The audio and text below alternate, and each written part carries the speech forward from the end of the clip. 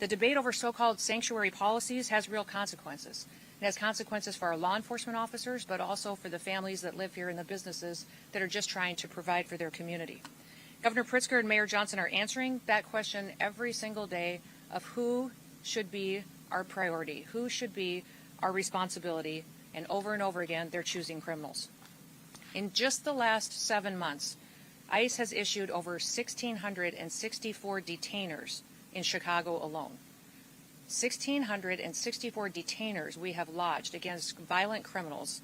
Unfortunately, Chicago and its leadership has only honored 8% of those. That means every other person, when they're released from paying for the consequences of their crimes, back onto our streets without any notification to individuals or to the families that have been victimized by them. By getting those 8% at least off of the street, the brave men and women of ICE are saving American lives. Yesterday we announced that now our ICE officers are facing a 1,000% increase in assaults against them. And you read about the stories and hear what's happening from coast to coast every day in our national media and in our press. But it's in large part due to the pro-sanctuary state and cities policies and the language of elected bureaucrats and politicians that are reckless with their lives and endangering their families.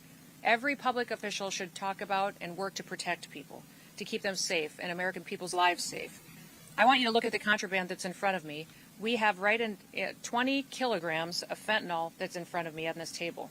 That's enough to kill 10 million people.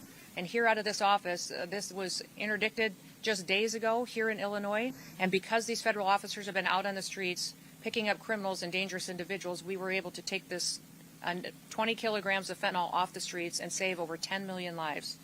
They're also keeping these weapons out of the hands of criminals that would use it to rob and assault and to murder individuals in these communities.